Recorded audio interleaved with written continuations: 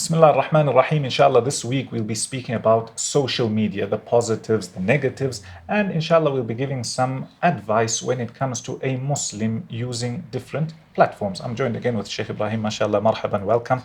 Alhamdulillah, alhamdulillah, it's lovely to be back, and we ask Allah subhanahu wa ta'ala to grant goodness. Ameen, ameen.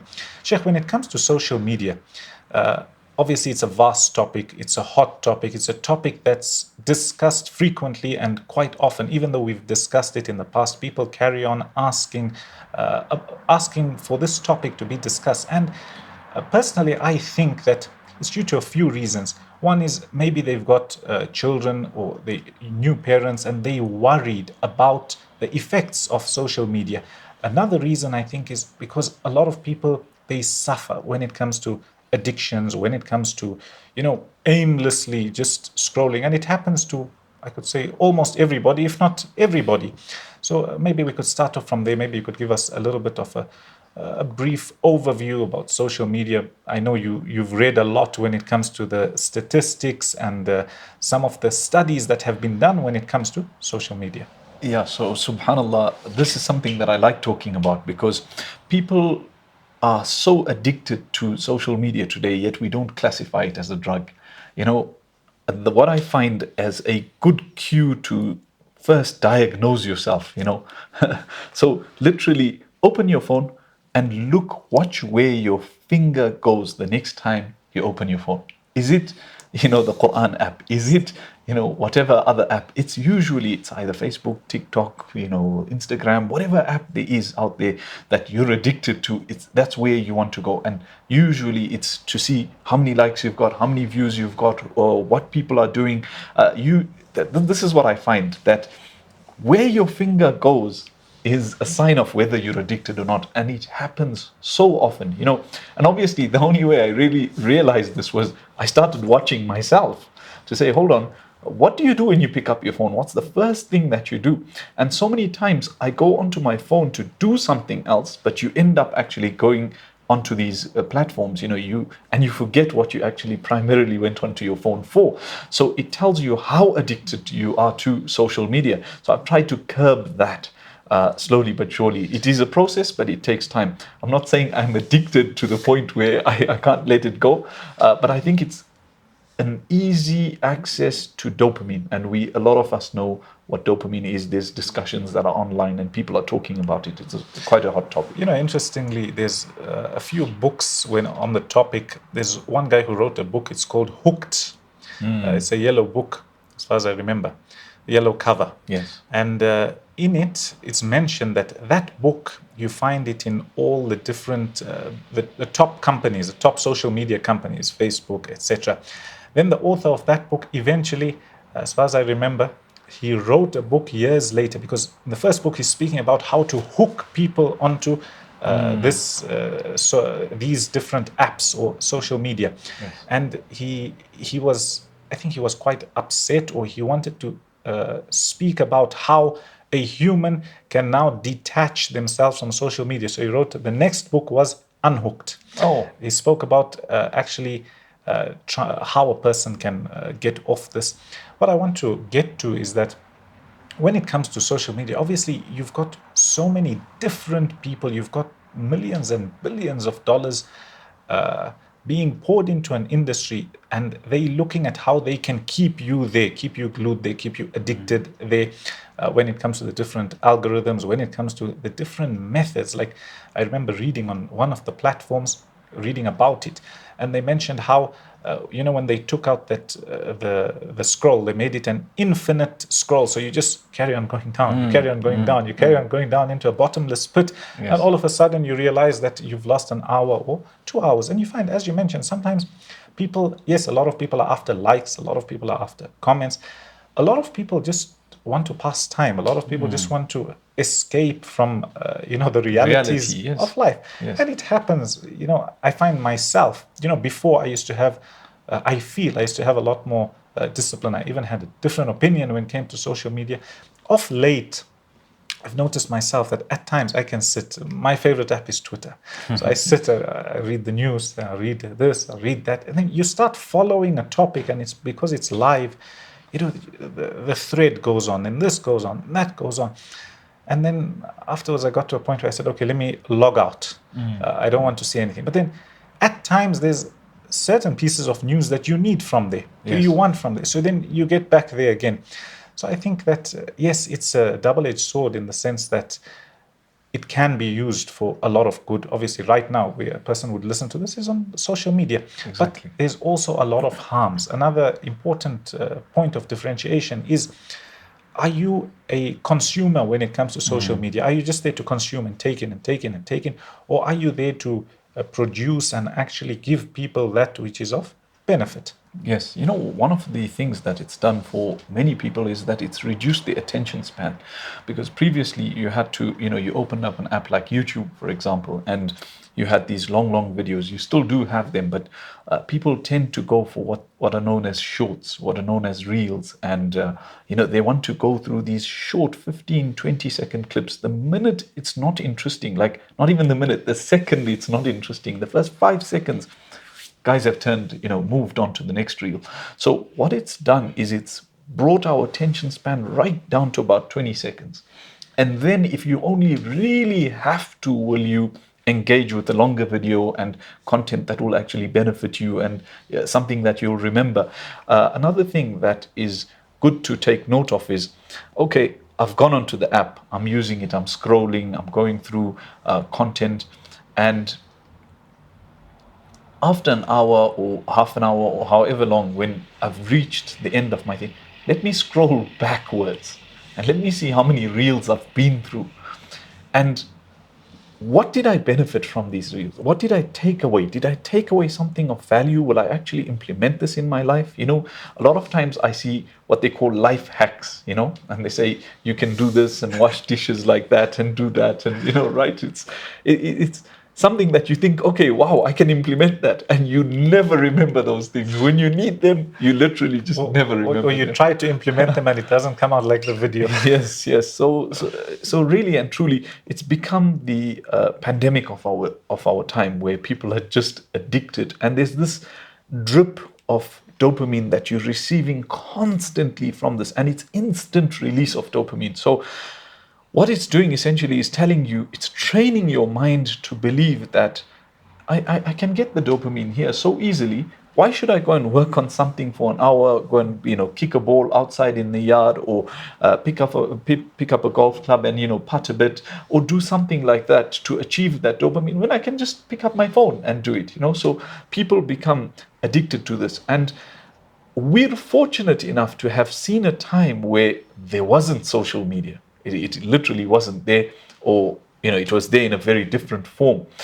But there's children that are born into today's world where there's social media, and that's all they know. They get a phone from the age of like maybe 5 years old, 6 years old, and they're onto these apps and they're doing these things and going through these clips, maybe 5, 6, but early, say 7, 8. So the only thing they've really known is to hardwire their brains to watching 20-second clips.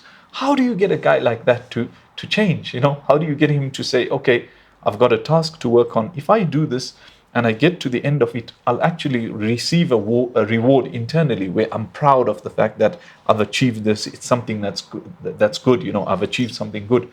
He literally doesn't want to do that at all. I think somebody who may have listened to where we've reached now, they may say that you're only bashing social media. You're only speaking about the ills. Yes. And I think we could divide this topic into quite a few things. Right now, what we've spoken about is more consumer-based, where Yes. somebody is just sitting and consuming and wasting time, and they've got more important things to do in life. At times, people lose themselves. At times, people think that the fake world there is actually the real world, and the real world is the fake world. So I think, to put it into perspective, that's more what we're touching on. With this topic comes a point where you find a lot of Muslim youngsters, as young as 6 and 7 and 8, who say, we want to become YouTubers, we want to become this and that. What would you say to those people? And obviously speaking about some of the positives that may come out of this, Yes. some of the negatives that this may bring about, etc.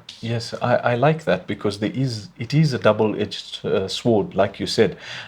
Definitely, you can benefit from social media as well. You can become a content creator. Perhaps you've become, you get these traveling vlogs, and people are going around and showing you different countries, and they're actually benefiting from that. They're earning from that.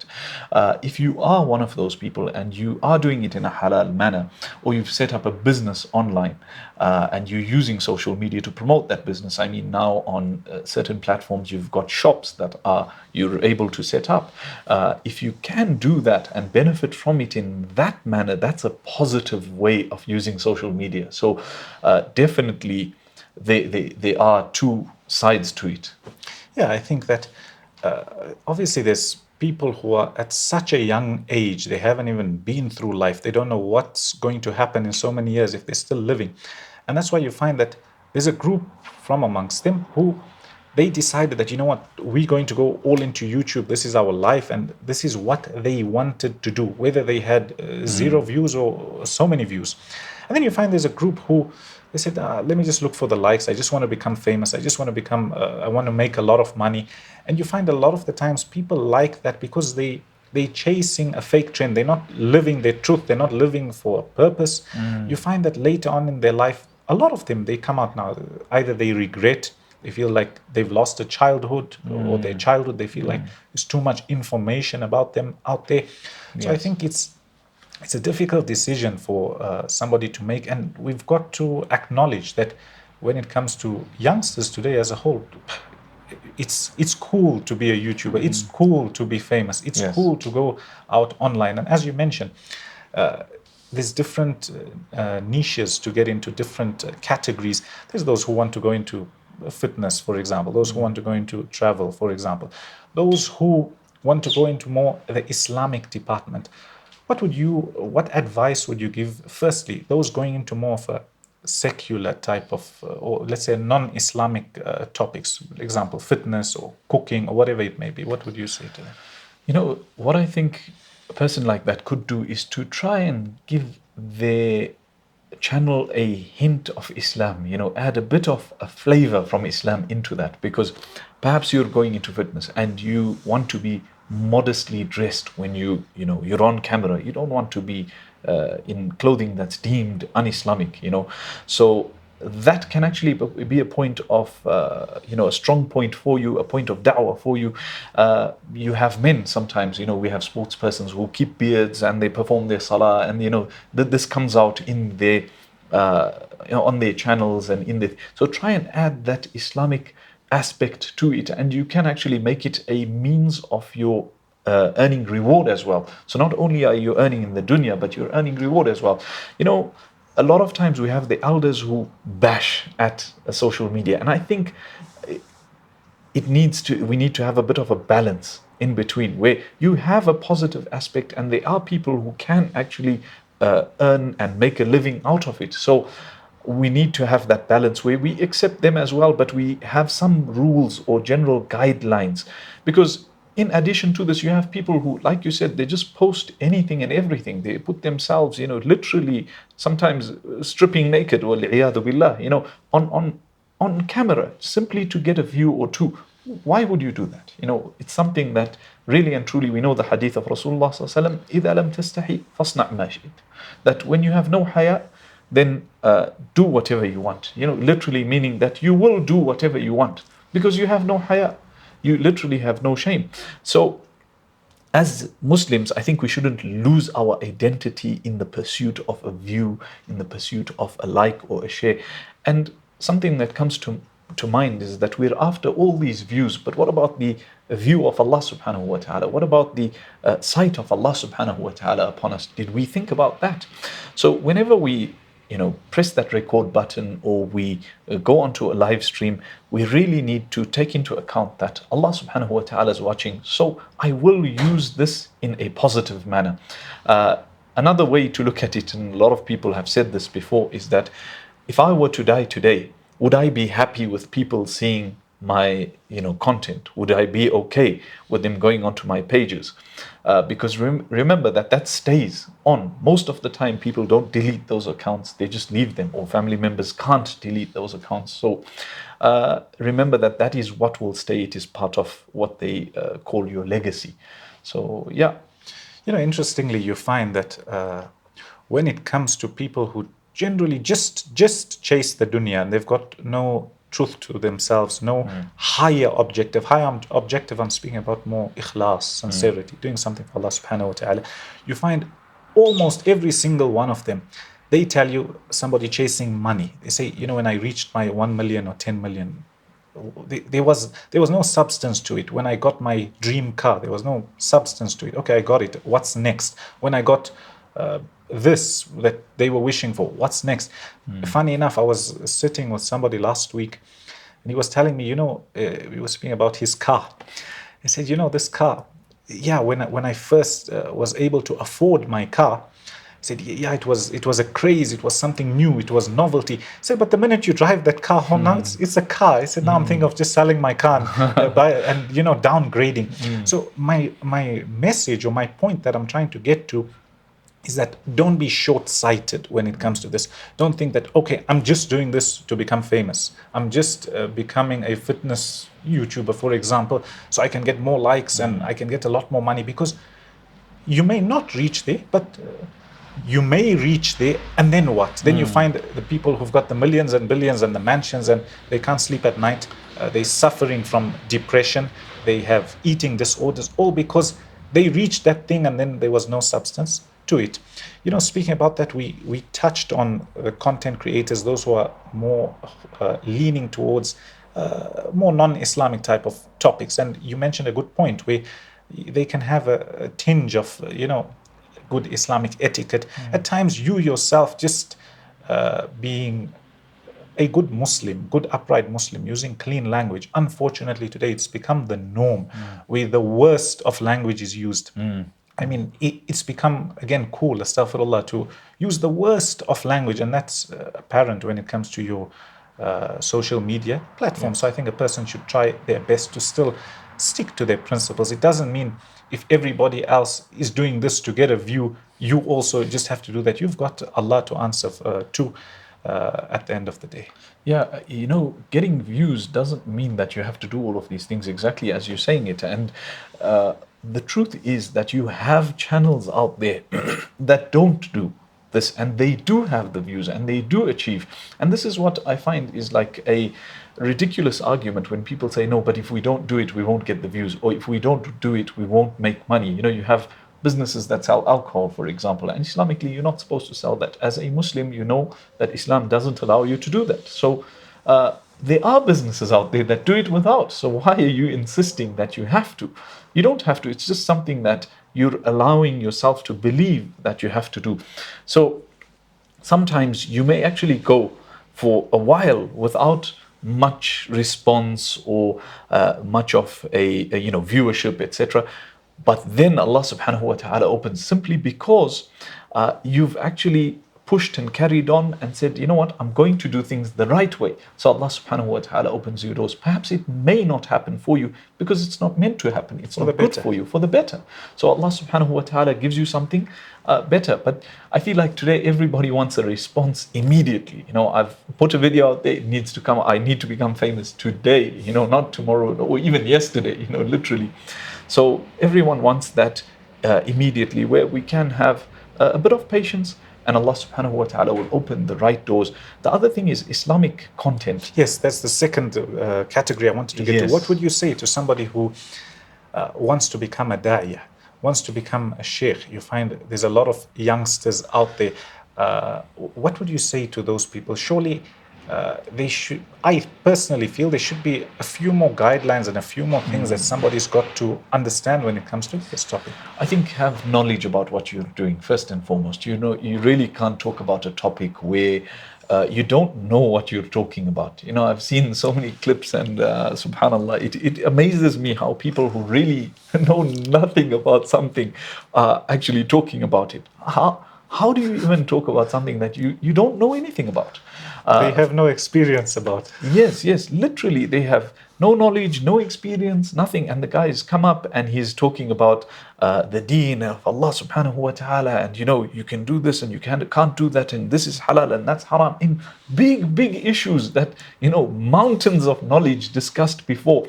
And sometimes where there's a scope or an allowance for a difference of opinion, they just say, no, there's nothing at all. They cut it out altogether. Sometimes where there shouldn't be an allowance for a difference of opinion, or it shouldn't be tolerated Islamically, that, okay, here you can have a difference. For example, someone can't come and say that, this is obviously an extreme example, but nobody can come and say that Allah is two.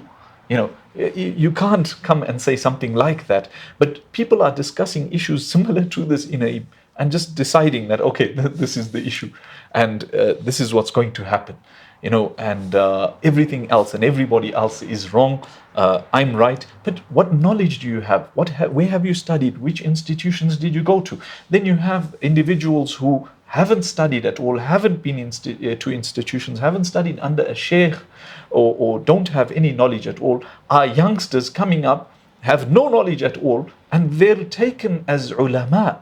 It's nice and it's good to have people who are young, and we encourage them, and it's okay at that level. But then they need to know that from here I should go study, I should learn from a sheikh, I should have some sort of knowledge, path that I follow before I actually go out there.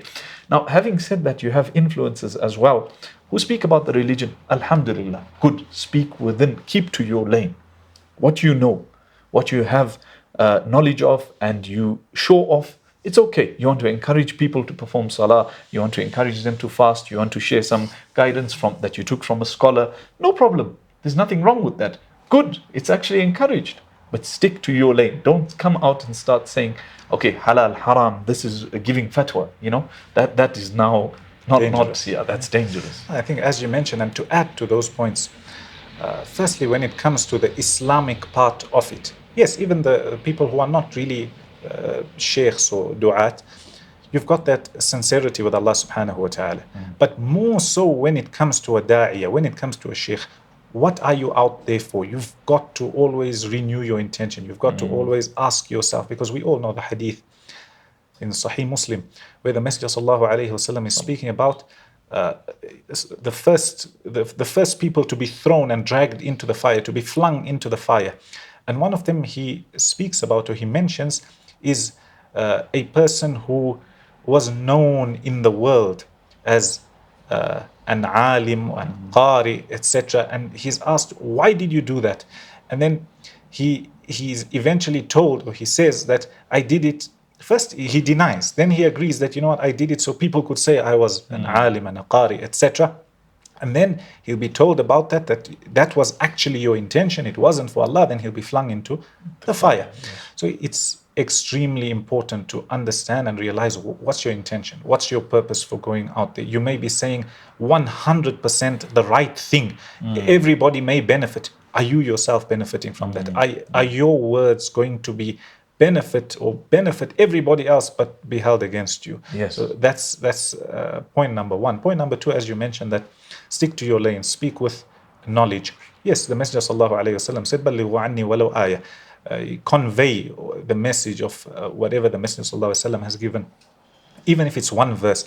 We're talking about things that everybody knows, things which are encouraging a person to do good and generally discouraging them from doing anything that's evil or bad. But when it comes to major fatwa, example, divorce and things like that, a person who's 16 and 17 cannot be speaking about those topics. A person who's 27, 30, regardless of age, if you haven't studied, if that's not your field, don't go into something that you will be held liable. You'll firstly destroy somebody else's life by giving them completely wrong advice. And number two, you'll be held responsible by Allah subhanahu wa ta'ala. Point number three, when it comes to this group, we're speaking about the people who are more into da'wah, etc. It's extremely important, and in fact it's before point number two, is to learn good etiquette and good character and conduct. it's extremely important to learn with a scholar who has good character and good conduct. Yeah. Don't come now after you've made 5 and 10 and 100 videos, and then you start refuting the whole world, and you start throwing everybody off the deen, and you start speaking about everybody else. Who's the only Muslim left on earth? You and your followers, and then they fight amongst themselves. Yes. So you need to learn adab before seeking knowledge, how to talk with somebody who you differ with, how to actually have a conversation, hear their point of view, and give your point of view. And that brings me to an interesting story, an interesting thing that happened to me. It's not to do with social media, but it's to do with the fact where somebody doesn't understand another person's perspective. In the Madinah University, there was a time where one of the lessons would finish just before Dhuhr. For those who know, the faculty of Sharia is next to the main masjid. So I would go there for Dhuhr when the time was short. So you go there, you perform your Dhuhr. One day a guy came up to me, a guy who's always in the first line, a guy who does activities in the masjid. And he looked at me, he told me, "Assalamu alaikum, Sheikh. How are you?" I said, "I'm fine." He said, "Are you a doctor?" I said, "No." He said, "Are you in a magister, masters?" I wasn't in masters, I was still in kulliyah. I said, "No." Anyway, he tells me that, I want to ask you one question. I said, "Ask." He said, "Why don't you like the sunnah?" I said, I thought I heard wrong. So I said, "What do you mean?" He said, "Why don't you like the sunnah?" I said, "What are you talking about? Explain to me." He said, "When we come to the masjid here, all of us, when we're performing salah, we all put our feet together. We make them touch like this. But you're the only one who doesn't do that." And then he added, "And the hadith is in Bukhari." I told him, "Brother, did you read Sahih al-Bukhari? Did you read the Sharh of Bukhari? Did you read what all the other scholars had to say when it came to this point?" And then what I told him, at that point, I told him, "Why don't you go and read and look into the mas'ala, and next time you tell me what you found." I saw him about a month later in one of the restaurants. So I went quickly to him. "Assalamu alaikum, how are you, Sheikh? Did you look at that mas'ala?" He said, "No, I never." I said, "Yeah, I looked at it, and this one said this one said this one said this." And you going with a fringe opinion, not even 1% of the ummah says. I'm not saying it's wrong. I'm saying that the other 99.9% of the ummah don't even believe that you have to put the feet together in salah. How can you now say that this person doesn't like the sunnah? So same when it comes to social media. In fact, it's even worse. You haven't lived with somebody. You don't know their circumstance. You don't know under what circumstance they may have said something. They may have genuinely made a mistake, and they would correct their mistake, and you all of a sudden go not understanding any of this, and you just throw them off the deen. You do more harm to them than you would do to any of the enemies, any of your own enemies or the enemies of Islam. Yes. So I think it's an extremely important point to remember and carry on drilling in, that it's not about becoming somebody famous, being able to stand on the pulpit and just command everybody. Absolutely. It's a responsibility that you'll be asked about. Yes, what you mentioned first about being sincere and being straightforward. Allah subhanahu wa ta'ala, we should bear him in mind at all times, and we know this. And something that is of interest that I found is that if you do it in public and you speak out to people and you speak to people and you're someone who's got the platform, then try and have a private life with Allah subhanahu wa ta'ala. If you can do that, then now you're making tasdeeq literally of what you do in public with Allah subhanahu wa ta'ala alone. So now the two are matching now, you're kind of gathering them together. Whereas if you just have a public life where people see you and that's it, and you only only perform in public, then you really have to start questioning yourself and saying, why do I find it so difficult to do to have a life with Allah subhanahu wa ta'ala out of the public eye? Is it because my intentions are not sincere? And another thing is to remember that the people don't see your heart, but Allah subhanahu wa ta'ala does. So when you stand up, something that my father always tells me, that the first person that this message is for is yourself. You've got to tell yourself that this is for me. And when you do that, then it naturally becomes a lot more sincere. We hope that it becomes more sincere and for Allah subhanahu wa ta'ala. So if you try and keep that relationship going despite being in the public eye, you know that Allah subhanahu wa ta'ala is watching, Allah subhanahu wa ta'ala knows, then that's something that really benefits a person. We find people on the other extreme, and there's a lot that I've seen, a lot of people who are talented, especially when it comes to du'at, they have knowledge, etc. And you tell them, what, why don't you teach online? Why don't you start a channel? And they say that either I'm not good enough, I'm scared of riya, etc. What would you say to that group of people? Wallahi, I like that you brought that up, because there are a lot of people that I've actually seen who have talent, and then I tell them and they say the same thing, I'm scared of showing the people or doing it for being a show, or I feel like I'm not worthy of the platform. Well, the news is that nobody feels that they're worthy of the platform. Everybody feels that I'm a sinner. How can I be going in front of people? But if Allah subhanahu wa ta'ala has accorded you that understanding and that opportunity to go and speak to the people and benefit them, then remember that in that lies your salvation as well. So if you bear that in mind, it becomes easier for you to do it, and you're encouraged to do it. And I remember there was a sheikh that was speaking about this some years back, and it was said to him that, or he was saying that, you shouldn't be too difficult when it comes to youngsters. Let them go out there and speak. When it comes to the intention, yes, reaffirm that it's important for you to have a good intention, but leave it at that. Let them come out there and blossom and grow. And then as they grow, you become more intense in reminding them that, look, this is for Allah subhanahu wa ta'ala. And I think that's where sometimes when we overstress this part, then it becomes impossible to live as well. Where you just don't want to come out in public, you don't want to say something. Yet everybody has their shortcomings, but you try and seek forgiveness from Allah subhanahu wa ta'ala, try and constantly turn back to Him when you make a mistake. And then when you've got opportunities like these and you've got talent that Allah subhanahu wa ta'ala has given you, then go ahead and stand up and speak. There's another topic I want to touch on. A lot of people in our field, they may be doing it, but they don't really touch on the topic. And that's, when it comes to, let's say you're posting a video or you writing something. Obviously, there's a way to write it. There's a way, let's say a person's intention and all that, inshallah, is in order. Yes. Okay. I want to get to the point where there's those who say, I'll just put out my message, and however it is, whoever watches or whoever listens, they listen, and whoever doesn't, they won't. That's one group. And the second group will say, okay, inshallah, my intention is okay, but I want to look at the different things that will actually enhance and help my message. And that may include looking at the titles of their videos, looking at the thumbnails of their videos, looking at how their videos could reach a higher audience, looking at how overall certain tactics may actually help. What would you say to both these groups of people?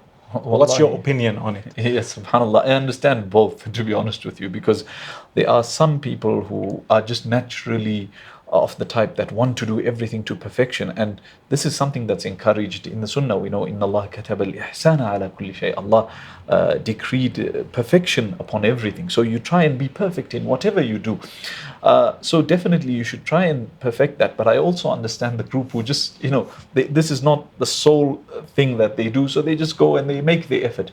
What I would say is definitely the first group is better because they do their best and they leave it to Allah subhanahu wa ta'ala. And then the second group is also ala khair and also doing goodness because they've got other things to attend to. So they post and Bismillah, it's okay. Whatever we get, alhamdulillah. Whatever we don't, it's okay.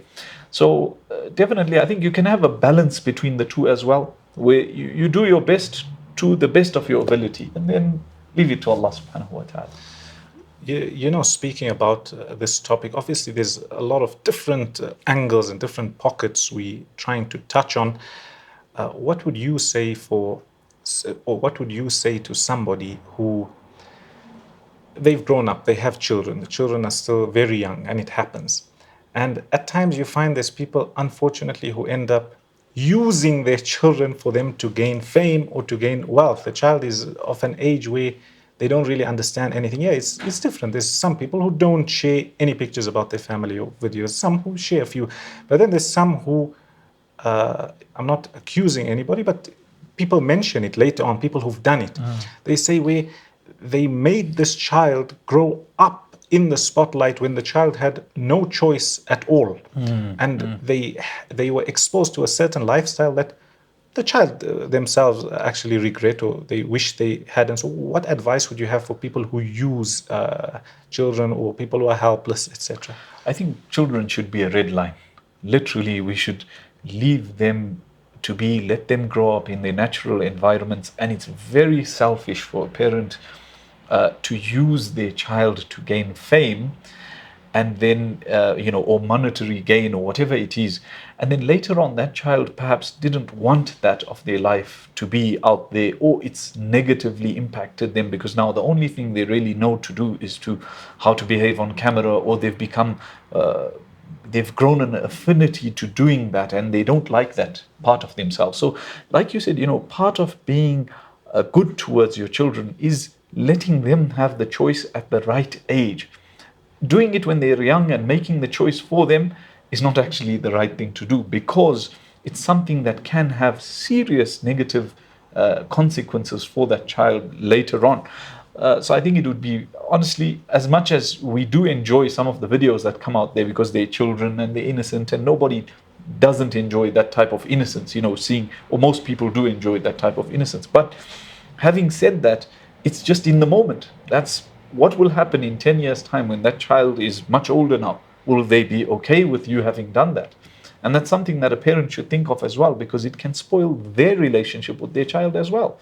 That child may have a serious problem with you having done that and have some serious issues that developed as a result. So that's... Speaking about that, just to go back to the previous point, you had mentioned 10 years later, and I wanted to go to the point where, at times there's people who, especially those who speak about everybody else. What happens 10 years later when that person died, or when you died, and that is that the only piece of knowledge you left behind? That I spoke about this person who lived from 1993 to 2030 and finished. Is that the piece of knowledge you contributed to the rest of the ummah who are coming after you?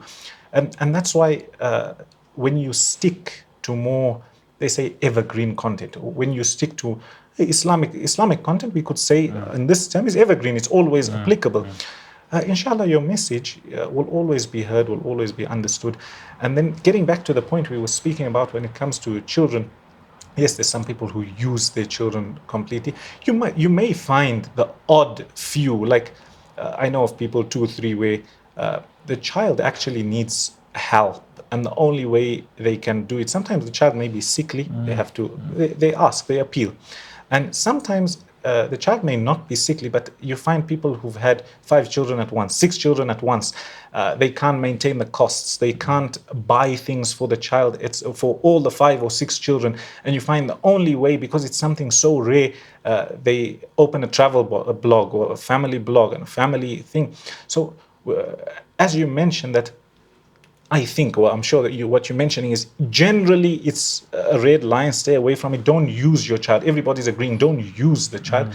But at times there may be certain exceptions to the rule. Yes, absolutely. Like if you have times where you share certain things, it's okay. But when you make your child the focus of your channel, that's what we mean. Like as they're growing up, then that may become a problem for you. We've touched on people who generally want to become influencers or want to become social media personalities.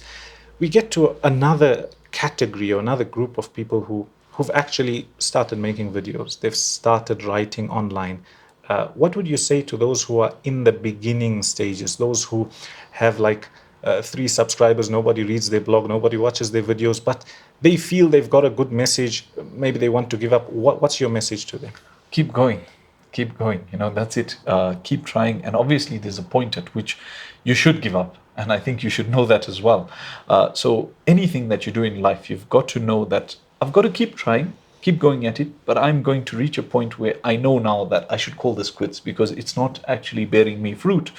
But initially with social media, especially now with social media and doing something on there, because it's developed for so long now and it's been here for so long now, it's becoming increasingly harder to get an audience, and especially when it's content that's just good, and straightforward. It's not something that's eye catching or something that's completely absurd. That we know generally actually does garner attention, because it does anyways in general life. If you had to walk out in the street and do that, people would be interested in what you're doing. So because social media has been here for so long, it's become harder. So don't give up so quickly. Push, give it a bit of time, and perhaps change a few things, tweak certain things, and Allah subhanahu wa ta'ala will open the doors. Yes, and I think I agree with that point that, let's say a person knows they want to try it out, it's not working for them, but put your effort into it, learn about the different platforms you want to get into, learn about the different tactics, etc., that you want to use. And for those who have a good solid message when it comes to example ayat or tilawah, recitation, etc., yes, my personal opinion is that a person should persevere and carry on, even if you're only getting a few people. Those few people, you could be changing their lives, unless there may be something even better you can do that may be away from social media. Absolutely. The next category above that is those who've been in it for a while. And they've posted for a while, they've made a lot of videos, they may have a following to a certain extent, a good number of following, etc.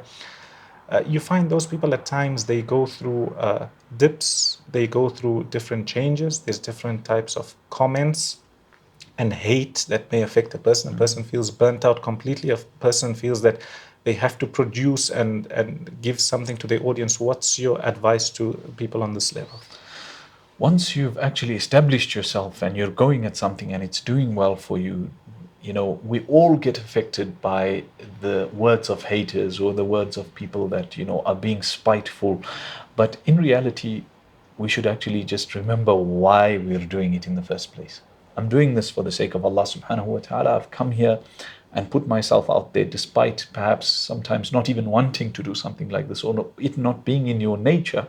I'm doing this for the sake of Allah subhanahu wa ta'ala. So what they say doesn't matter. Rasulullah sallallahu alayhi wa sallam was told, وَلَقَدْ نَعْلَمُ أَنَّكَ يَضِيقُ صَدْرُكَ بِمَا يَقُولُونَ. And we know that your chest is constrained by that which they say. فَسَبِّحْ بِحَمْدِ رَبِّكَ فَسَبِّحْ بِحَمْدِ رَبِّكَ وَكُمْ مِنَ السَّاجِدِينَ. So glorify with the praises of your Lord and be from those who prostrate. So this is something that you can actually use. وَعْبُدْ رَبَّكَ حَتَّى يَأْتِيَكَ الْيَقِينَ. And worship your Lord until death comes to you. So we can actually use this as a tool to get rid of some of that ham or that worry that we have, that these people are saying such and such about me. So let it go. Remember, renew your intention. Remember why you're doing it. It's for the sake of Allah subhanahu wa ta'ala. So carry on. Let them, ignore them. And many a times the best way to do something, to respond to someone, is to just ignore them, because they are useless. For example, recently I posted something and someone said, don't act like you don't want to be such and such a person, and you're just making believe, and you acting like you this, and soon you will be exposed. And they said things like that. And I just said, I was about to respond, and someone said to me, why are you responding? This is someone that's insignificant. Don't turn to them, just ignore them. So sometimes it's best to just do that. And yes, we are hurt at times. It does stir up emotions. And that's the whole point. It's to get you involved so that they can actually come into the light and be seen. They can actually be seen by others. Many a times it's people who can't garner attention by themselves. So what they do is they attack others to get some sort of attention. We see it all the time. Big political figures, big influential figures being attacked simply so that the small little whoever pipsqueak comes out into the limelight. So truly and really and truly, those people are just after the limelight. You remind yourself why you're doing it and forget about them.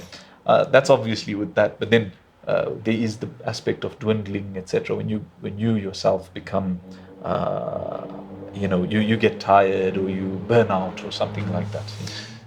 Speaking about the verse you had mentioned and speaking about how a person should have ibadah in secret between him and Allah, I think a person, you could derive it from this verse because, as you mentioned, that the Messenger sallallahu alaihi wasallam was sad at what the people were saying. Obviously means he was calling the people, he was in public, he was giving his message in public, and they were attacking him. And Allah is saying, فَسَبِّحْ بِحَمْدِ رَبِّكَ وَكُمْ مِنَ السَّاجِدِينَ. Allah is telling him to do an act of worship which is between him and Allah.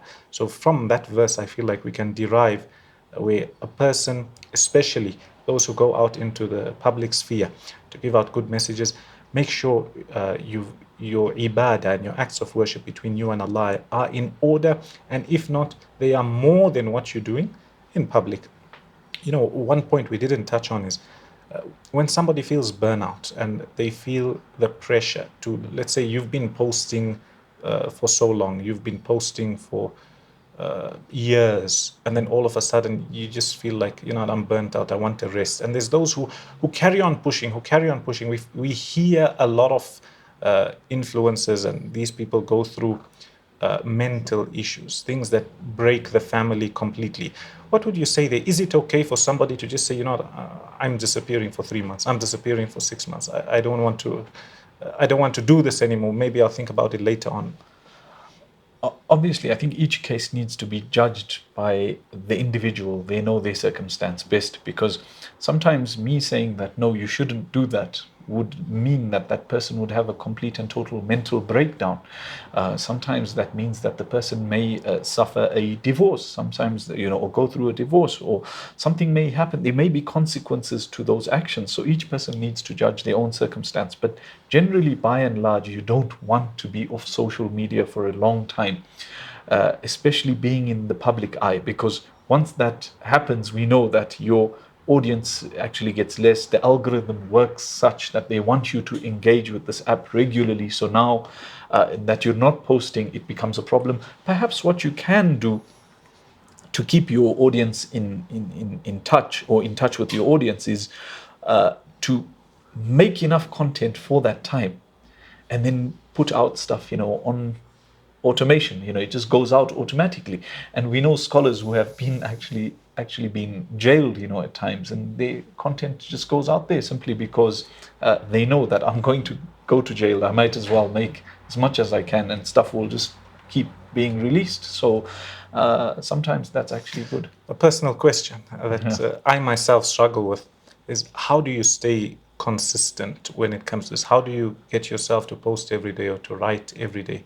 Personally, I can disappear for 2 or 3 or 5 or 6 months or the whole year. How do you maintain that consistency? Honestly speaking, I started out with just posts on Facebook, and I was I became a bit more known for these posts by just posting, a quick message every day, and that's what I've tried to carry through throughout. So whatever happens, regardless of what it is, you won't find like more than 2 days where I won't post. I'll try and make sure that I post, and to keep it small is the trick, I think. So perhaps you're coming back from the masjid, or you're coming and you just make a quick quick message and send it out there, put it out there. Something that's substandard at times is actually better than posting nothing at all when it comes to social media, because you want to keep your followers engaged. When we say followers, obviously they're followers, but not to say that they're followers of our lifestyles. They're defined as followers. Yes, defined as followers. So it's good to keep your followers engaged, and to keep them keep something going out there. So just basically being consistent with something small, even if it's small. Don't maybe sometimes I used to find what was a hindrance was, okay, maybe you're not dressed in the manner that people are used to seeing you dressed in. So should I actually take my garb out and put my scarf on and put my thobe on? So now what I do is I've got a cap on, I've got a t-shirt on. It's okay, sometimes it's okay for people to humanize you as well and say he's also a human being, he also has a life. So it's okay to put out a video like that. Yeah. So we've actually taken quite a lot of time, yes. But there's still one more point I want to touch on, and that's the point of Hayaa on social media. It's unfortunate, and sorry to put it bluntly, you find a sister posts a picture, she could be in full niqab, and you find all the guys in the comments down there with all sorts of things, whatever goes on in the DMs, who knows. You find at times the guys put up a picture or video or whatever, and you find the women all after this person. And I think it's got to a stage where we've become desensitized to it, or a large chunk of people have become desensitized to it. I mean, you can get strange and weird comments at the time, comments that a person, even if they're the worst of the worst, if they had to see you in real life, they wouldn't say such things. Yes. So what do you have to say when it comes to this point? You know, many times people justify that by saying la haya fi din. There's no haya in deen, and in reality, that statement is completely wrong.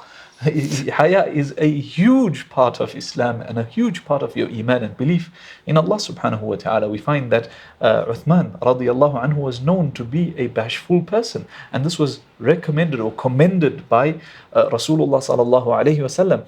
So Haya is one of the main principles in Islam. And when you find people not only posting stuff, it hurts to actually see, not only posting a picture or a video, but sometimes just in their comments, stuff that they say, you can see that this person has no shame at all whatsoever. Look at what they're saying. That's not the behavior of a mu'min, of a believer in Allah subhanahu wa ta'ala. You should constantly be questioning yourself, and remember that a person can actually be thrown into the fire with regards to what they say. Just something small they say. And the hadith of, it was Mu'adh, if I'm not mistaken, that he said, وَهَلْ يَكُبُّ النَّاسَ عَلَى وُجُوهِهِمْ فِي النَّارِ عَلَى وُجُوهِهِمْ إِلَّا حَصَائِدُ أَلْسِنَتِهِمْ.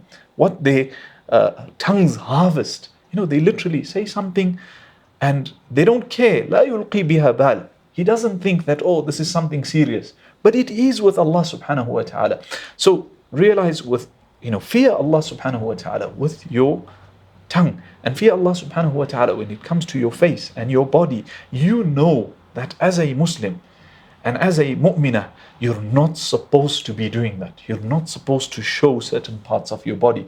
You're not supposed to do certain things on camera. Or you're not supposed to be commenting on certain things. At times you find people who are fully covered, and you still find that. And at times people don't realize you may be flirting with somebody's wife, somebody's sister, somebody's husband, anybody. And would that person actually like for that to come to their own family? And I think that obviously the answer would be no. Also, you find how many houses have been broken due to this. And a lot of the times you find that it may not start off as haram. People start off, Sheikh, I got a question. Sheikh, I'm suffering from this problem. Sheikh, they'll make like the whole world has, sitting on top of them. And that's another piece of advice, is that especially those who are young, the youngsters, myself included, that you don't have to respond to everybody. And there's certain people who are only looking for attention, and certain people only looking to get you to take step 1 so they can get you to step 10. So I think it's extremely important to be careful about that. Absolutely. Especially being in that position, you find people messaging you all the time. It's important to remember Allah subhanahu wa ta'ala, and remember that He knows what's going on. So do it if you're going to do it. Do it if you're going to help them for the sake of Allah subhanahu wa ta'ala. And there should be absolutely no other reason to that. Yes, barakallahu fikum. Ameen wa fikum. I think we've spoken about a lot, and it comes to my mind one more thing. At times a person may make a mistake on social media, a mistake publicly. I think it's only befitting, it's only fair, it's only right for the person, no matter how many followers you have, to admit to that mistake, to own that mistake, to apologize if you need to apologize. Is nothing wrong in that. In fact, you find a person's rank increases when they humble themselves for Allah subhanahu wa ta'ala and they correct their mistake. Those few words, we ask Allah subhanahu wa ta'ala to grant us goodness and barakah, make us from those who use social media in a way that pleases Him. Ameen. Assalamu alaikum wa rahmatullahi wa barakatuh.